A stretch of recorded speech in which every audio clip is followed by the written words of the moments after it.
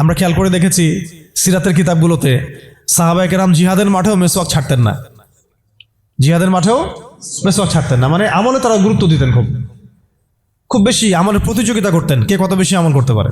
একজন সাহাবী খুঁটির সাথে নিজেকে বেঁধে রাখছিলেন, যে ঘুম আসে, নামাজ পড়তে পড়তে ঘুম আসে, খুঁটির মধ্যে বেঁধে রেখেছেন নিজেকে, ঘুমে পড়ে না যান।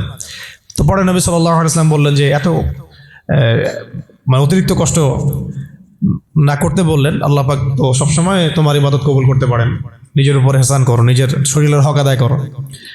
একজন সাহাবী তো এমন আমল শুরু করেছিলেন যে স্ত্রীর প্রতি তাকানোই বন্ধ করে দিয়েছেন এক সময়, হ্যাঁ তাই না? পরে স্ত্রী এসে অভিযোগ করছে আমাকে তো আমার স্বামী দেখেই না। তখন নবী সাল্লাল্লাহু আলাইহি ওয়াসাল্লাম ডেকে বললেন যে দেখো, স্ত্রীর হক আছে তোমার উপরে, তার হক আদায় করো, সেটাও সুন্নাত, এটাও ইবাদত। তো এইভাবে সাহাবায়েরা আমলের প্রতিযোগিতা করতেন। তো আমাদেরকে আমলের মধ্যে ব্যালেন্স করতে হবে, আমলে ব্যালেন্স করতে হবে, মানে একদিকে ঝুঁকে যাওয়া না, সব আমলগুলো যেন আমার আমলের মধ্যে থাকে, এটা ব্যালেন্স করতে হবে। শুধু তসবিহ দানা নিয়ে পড়ে থাকবো, জিহাদের কথা বলবো না, এটাও আবার না। আবার শুধু জিহাদের কথাই বলবো, দিন কায়েমের কথাই বলবো, নিজের ইবাদত আমল ঠিক থাকবে না, এমনও না।